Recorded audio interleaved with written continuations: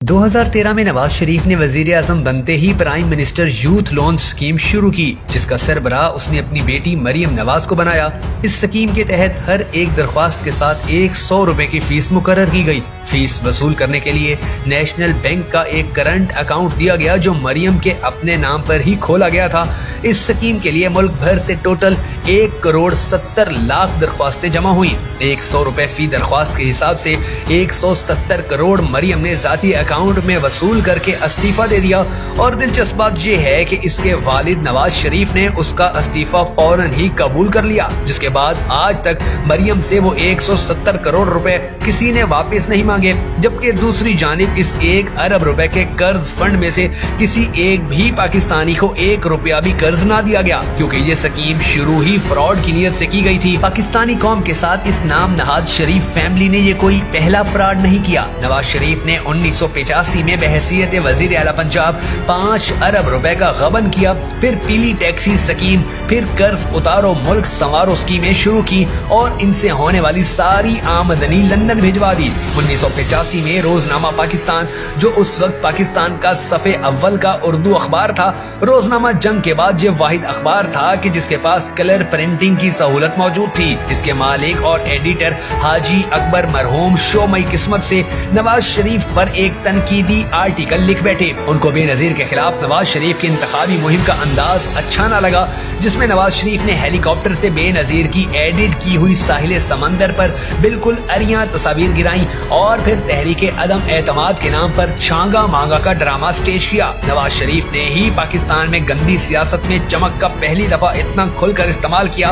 तब नवाज शरीफ की ही जानिब से हॉर्स ट्रेडिंग और लोटे की इस्लाहातें सियासतदानों के लिए मुतारिफ हुई। 1990 में नवाज शरीफ ने बरसरे इक्तदार आते ही हाजी अकबर साहब को जेल में डाल दिया और उनका अखबार बमा प्रेस जब्त कर लिया, जिसकी उस वक्त वैल्यू 5 करोड़ रुपए से ज्यादा थी। ये वो जमाना था कि जब पाकिस्तान में $1 16 रुपए का था। बूढ़े हाजी साहब जेल में बीमार पड़ गए और उनको इलाज मुआवजे की सहूलत भी ना दी गई।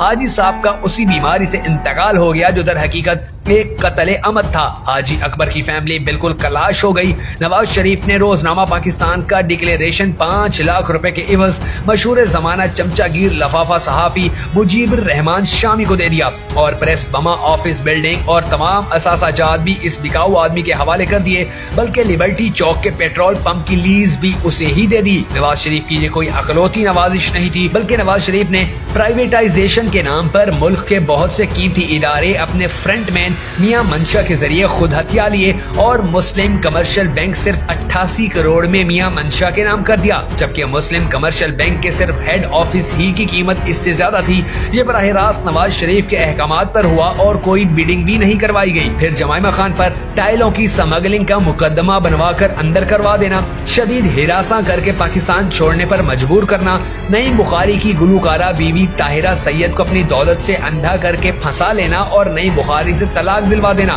मॉडल टाउन में 14 निहत्ते लोगों का कत्ल, ये सब कुछ नवाज शरीफ की ही मरहून मिन्नत हुआ। जबकि दूसरी जानिब आपको नवाज शरीफ के अपने ही शहर लाहौर के किसी भी आला से आला सरकारी अस्पताल से इलाज न करवाने की वजह समझ आ जानी चाहिए, क्योंकि जब इन्हें किसी भी सरकारी अस्पताल ले जाया जाता है तो इन्हें याद आता है कि ये सब कमीशन खाकर बनाए गए हैं। डॉक्टर्स का इन्हें याद आता है कि यहाँ हमने सब डॉक्टर्स रिश्वतें लेकर लगाए हैं, जो इनके एक इशारे पर रात के 12 बजे भी गर्ल्स हॉस्टल में घुस जाने में कोई यार महसूस नहीं करते। दवाओं का इन्हें पता होता है कि हनीफ अब्बासी जैसे की कंपनी में 2 नंबर बनती हैं, इसलिए इन्हें जरा सी भी खांसी के इलाज के लिए लंदन ही के किसी आला अस्पताल जाना पड़ता है।